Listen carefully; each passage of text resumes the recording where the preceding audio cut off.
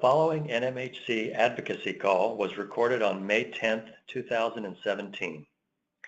Welcome, everyone. I'm Betsy Feigen-Beefus, NMHC's General Counsel, with Kevin Donnelly, NMHC's Vice President of Government Affairs.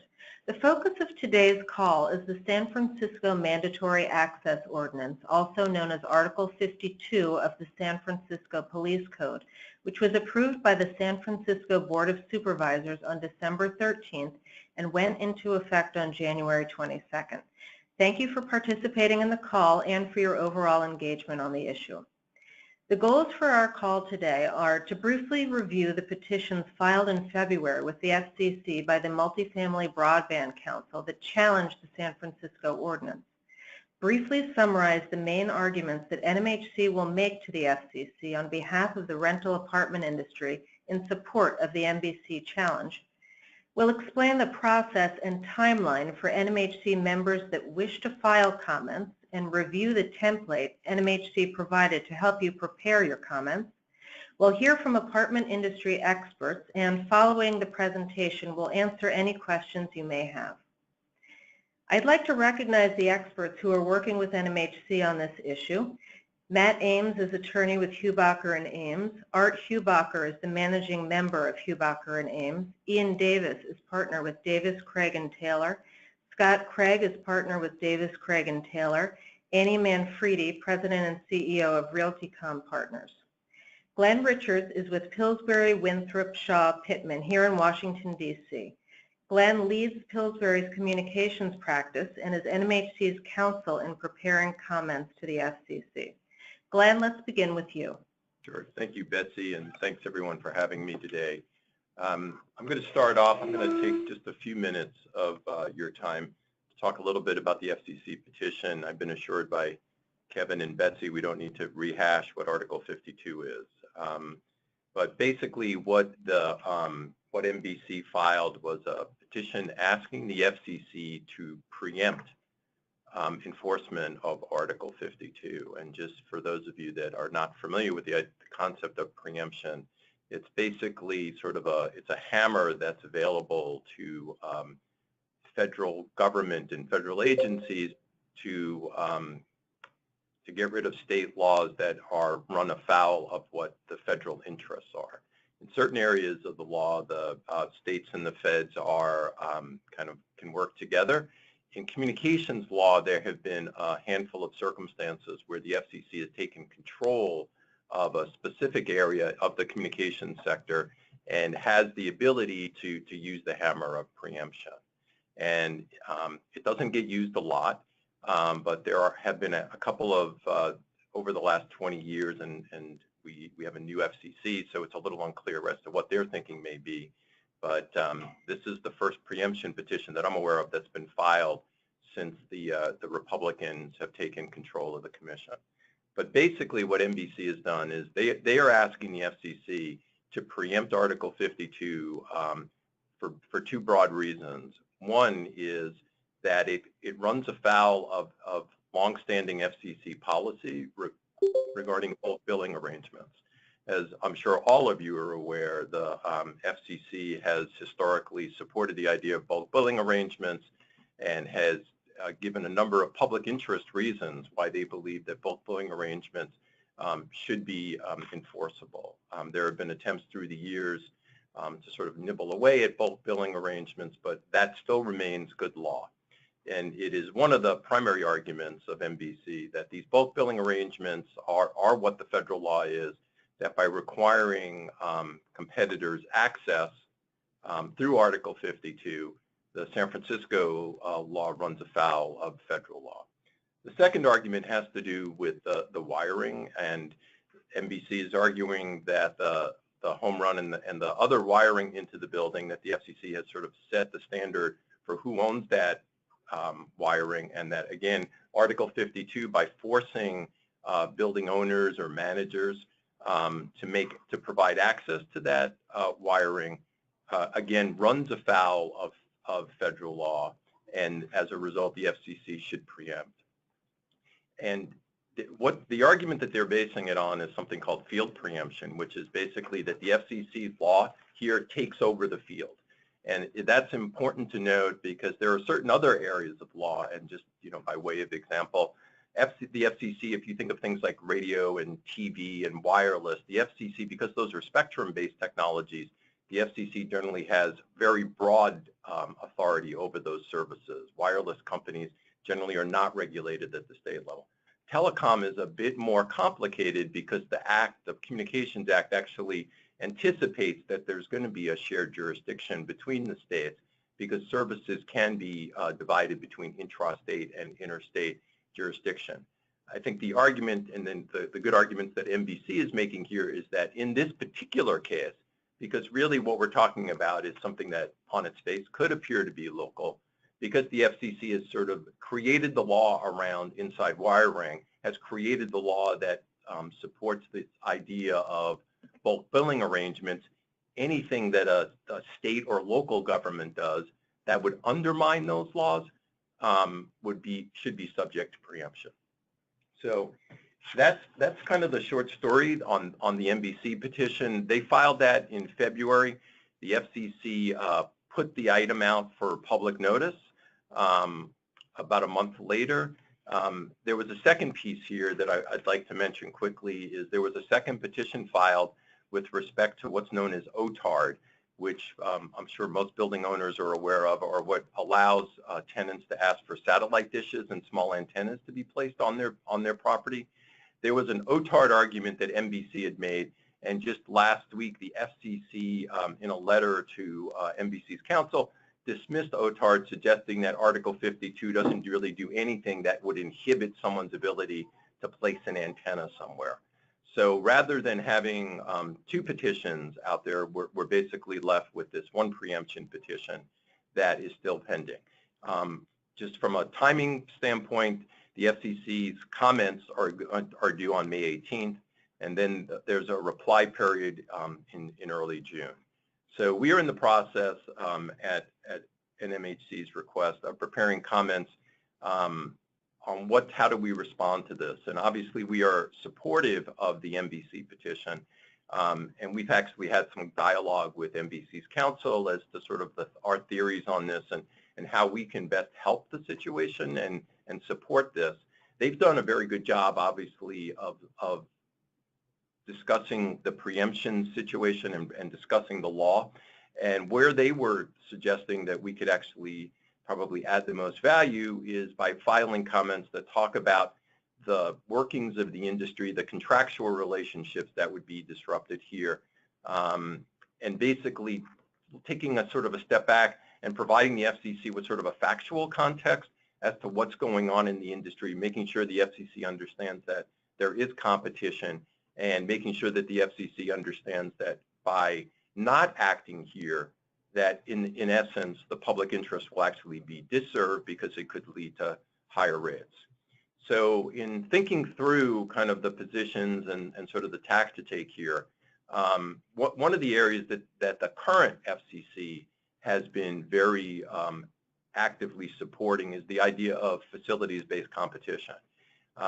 In a number of actions that this FCC has taken in its first couple of months, and the new chairman started in February, they have clearly evidenced a preference for facilities-based competition versus just resale or other competition.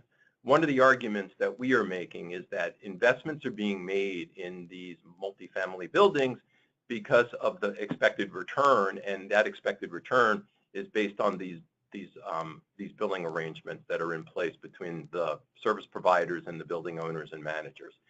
So the draft that we are now working hits on this, discusses the FCC's preference for facilities-based competition.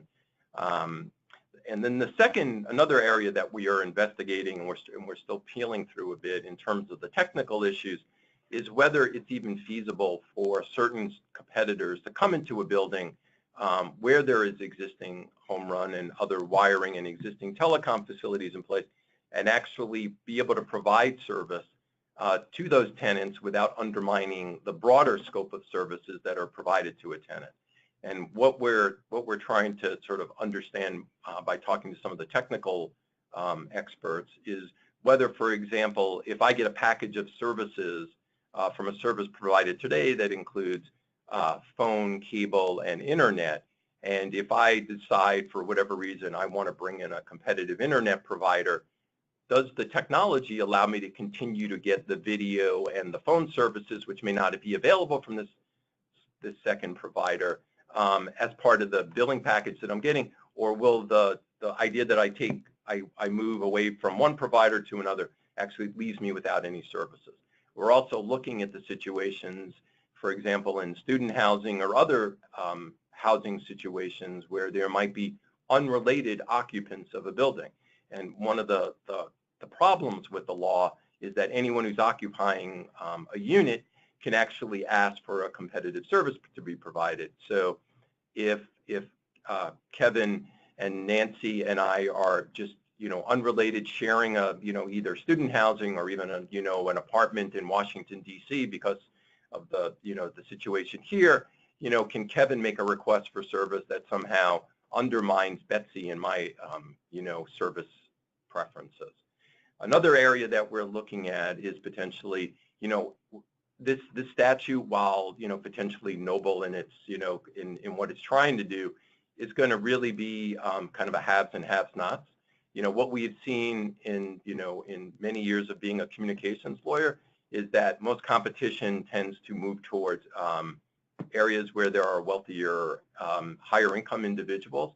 And so one of the concerns here is that despite the best intent of the statute, are the competitive providers that are hinging their prospects on the San Francisco law going to actually serve buildings like affordable housing and other places where the income levels of those tenants may not be as high as in other buildings. We will also be providing, obviously, support for the preemption arguments, though, like I said before, our pleading is less about that. We're working with some of the experts that Betsy mentioned earlier on the phone to support our filing, particularly on the technical issues, with some of the technical experts that are in the industry, that understand the wiring complications, that understand the equipment complications, and so that's where the comments are heading at this point.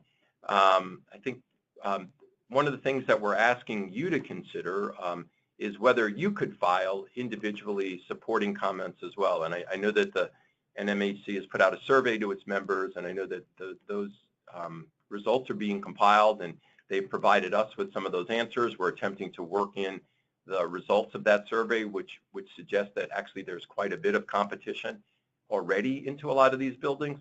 But one of the things that we're here today to talk about is whether your individual companies would be interested in filing comments that talk specifically to what you're experiencing as a result, or may experience as a result, of the Article 52.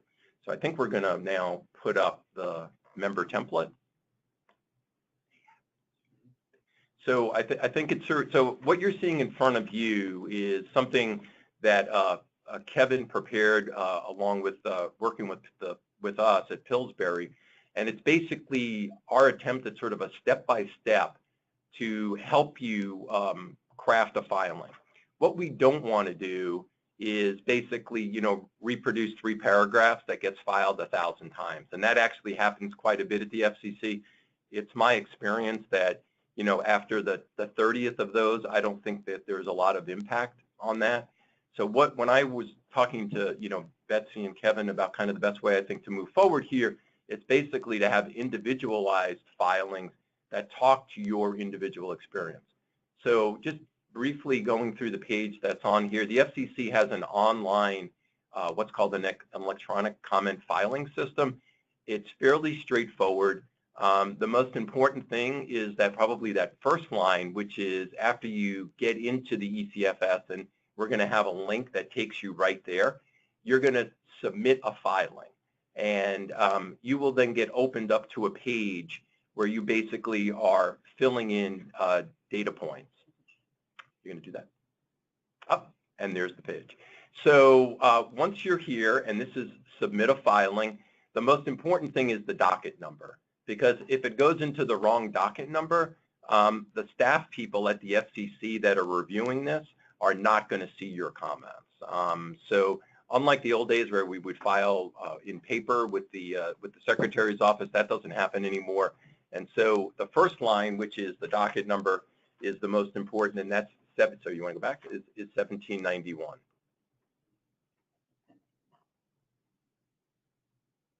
I think we're going back.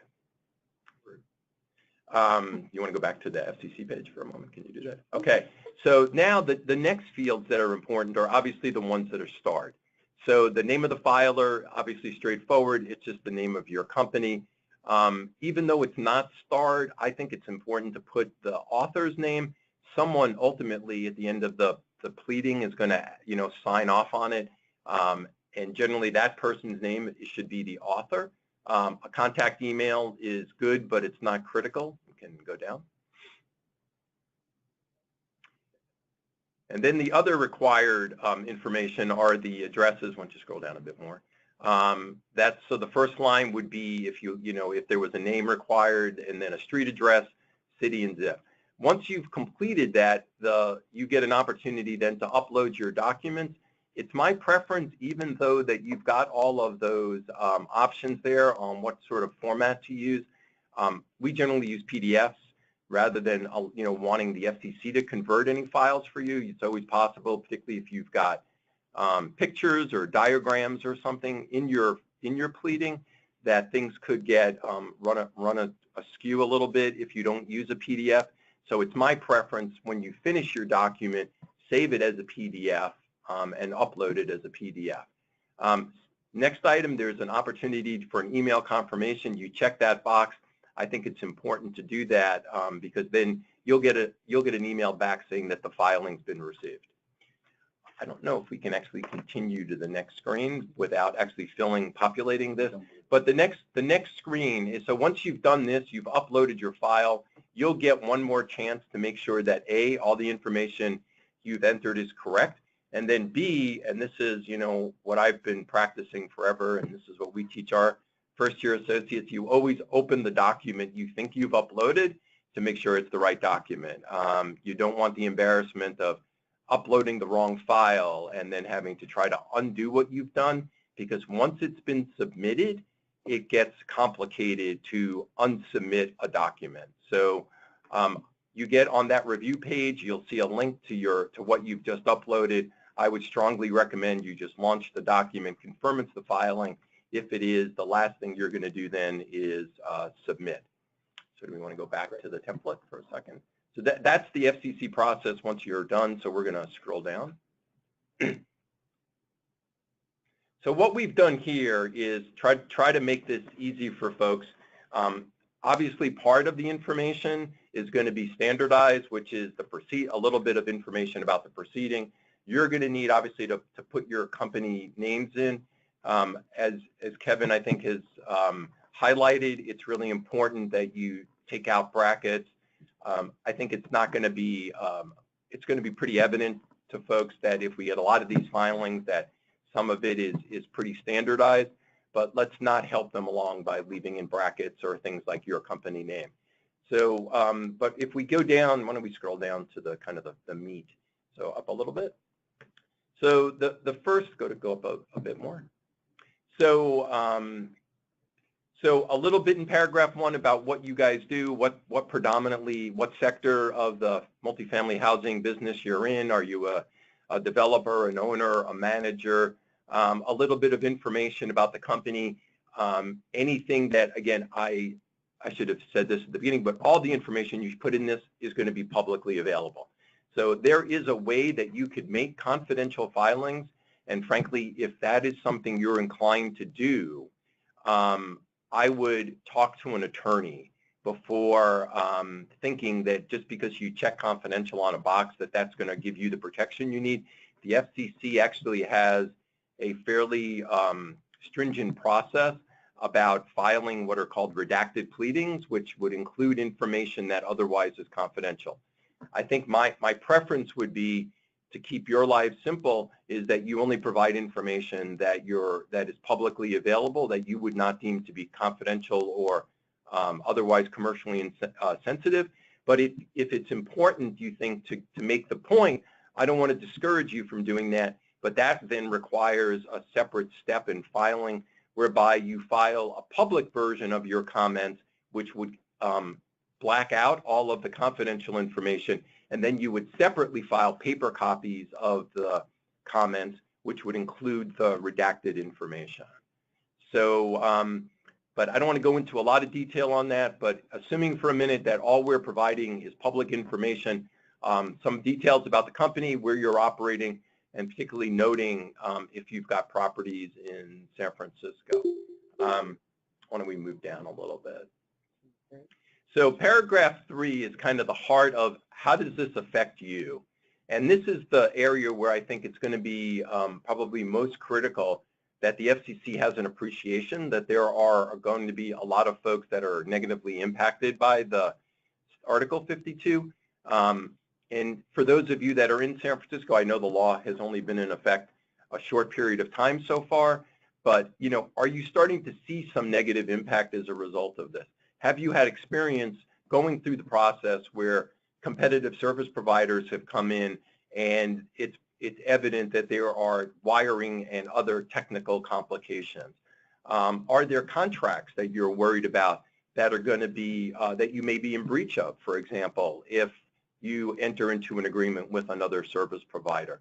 Is this wiring that you own? Is this wiring that someone else owns and that you don't even really have the right to give access to that wiring?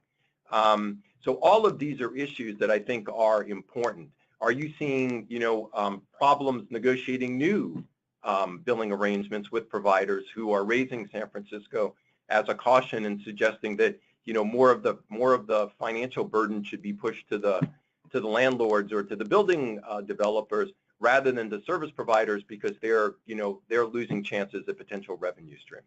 Any of those things, either that are happening to you in San Francisco or that because of your experience in the industry you could share and you're willing to share in these public comments, I think this is sort of the meat of what we're looking for in the filing. And again, it's a business issue. These are technical constraints and issues that you're experiencing. We talked a little bit about with the technical experts about even service quality and service level agreements that won't be able to be upheld as a result of a competitive provider coming into the building or serving a handful of units, but not all of the units in the building. Anything that sort of helps support the case that this is A, going to undermine commercial arrangements, B, lead to ultimately higher costs and rates for residents, or C, just create sort of this technical problem that we're not going to be overcome and will lead to fights and poor service generally. All of those, I think, are kind of ripe for your companies to put into the comments that they're proposing to file.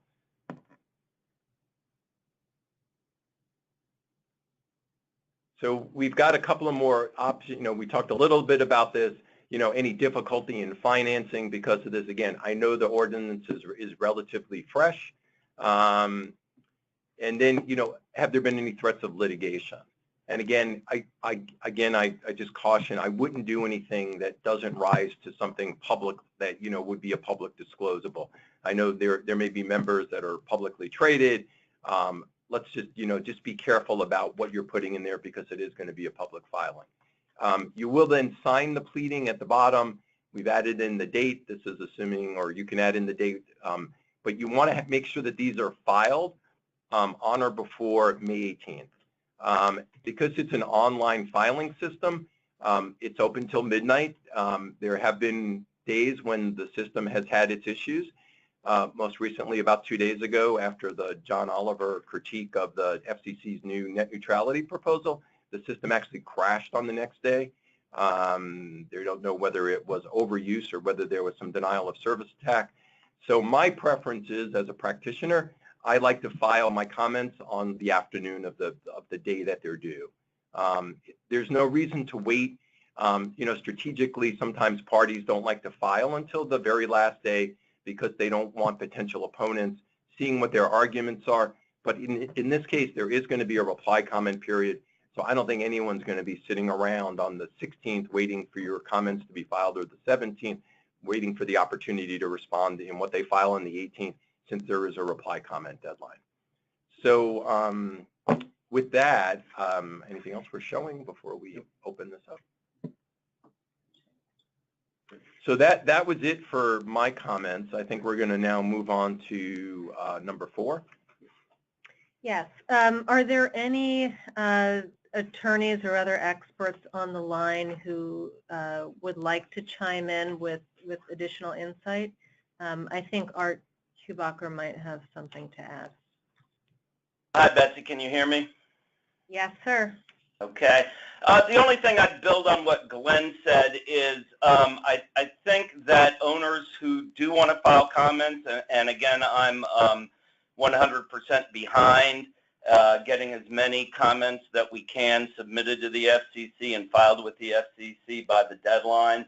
I think we want to make sure that we don't come across in those comments as the stereotypical, greedy landlord and complain about how much this could cost us in terms of door fees and revenue share. Even though those things might be true, as has been reminded to me several times in talking with Glenn and the other folks who are working on this, there are some things the FCC cares about and there are some things they don't.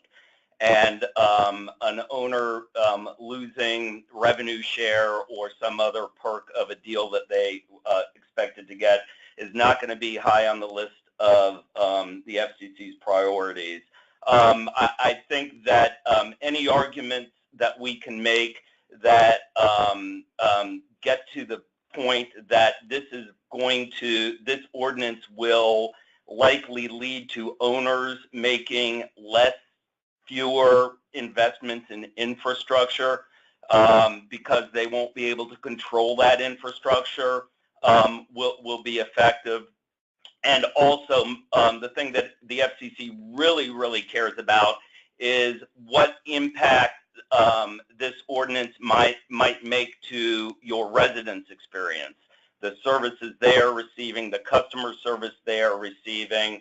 So if you have other examples out there in your portfolio, it doesn't have to be San Francisco necessarily, but if you have other instances where there's more than one provider trying to use the same home run wiring that leads to the units, and such situation has caused chaos and havoc, and residents are unhappy with the services because the wiring gets damaged, doesn't get maintained, that residents who order one service or who don't order a service are getting their service disconnected mistakenly. Any real-world incidents that you can point to that lead to a bad customer experience, I think those are the things that really should be emphasized, if possible, in comments that go to the FCC. At least that's my 2 cents. Happy to turn it back over to Glenn or Ian or anyone else.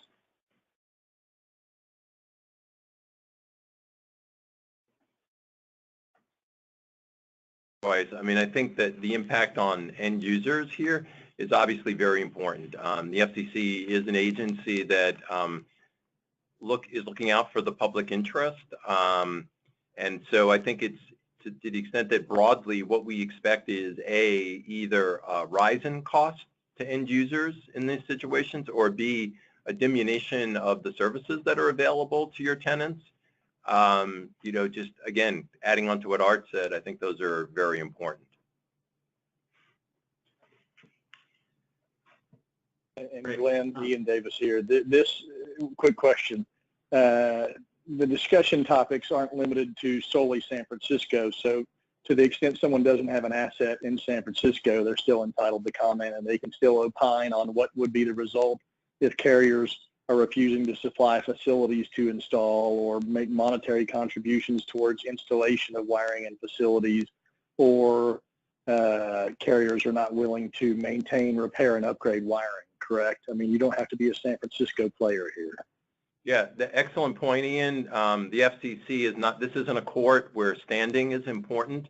Because part of the argument that we're going to make is that while San Francisco is in and of itself kind of one statute that they're looking to preempt, the concern would be is that, other states, and I think there's been some dialogue around it, that other states and localities may be looking at similar statutes to enact. So I think, Ian, your point is great. It's your presence in San Francisco is not relevant, because I think the concern is if the FCC doesn't preempt here, and even if they don't, or if they don't act, and I should say that nothing requires the FCC. There are certain types of proceedings where the FCC actually has to do something within a prescribed period of time.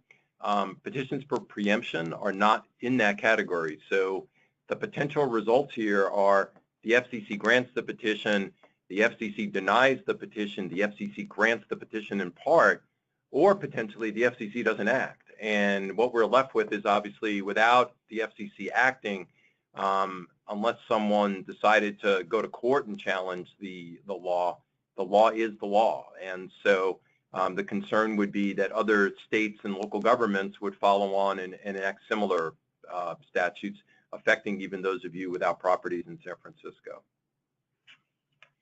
Other comments?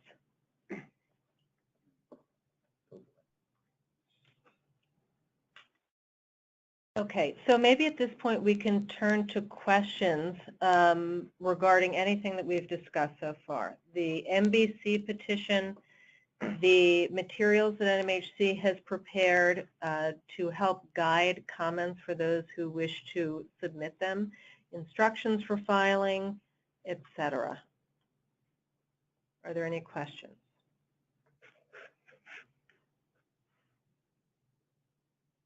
Okay. You can feel free to follow up with us if you have questions that aren't popping in your minds now, or you're not comfortable discussing them in a public forum. I'll just make one other note.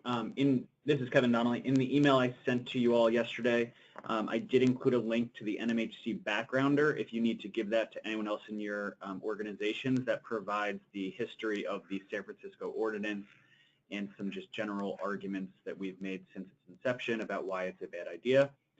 So again, that is up on the NMHC website and was included in my email yesterday. And then lastly, maybe I'll ask Glenn a quick question just to clarify the two deadlines we face, May 18th and then June 9th for the reply comment. Is one more advantageous than the other? I know, just so we're clear, members would have the opportunity to comment up until June 9th if they don't take action by next week. So, if you were looking at this technically, a reply comment is supposed to be a reply comment. And the idea of a reply, and the reason that the FCC structures it this way, is so that an argument that should have been made in the original round, that parties then have an opportunity to reply to that argument. If you come in with some unique argument that's really not a reply that could have been made in the first round, you can expect that others will come in after the fact. And actually, that's probably a good thing to throw out is, so while I would encourage you to file by the 18th, if that deadline is obviously unrealistic, given that we're only 8 days away, yes, you can file by the June deadline as well. Your comments will be considered.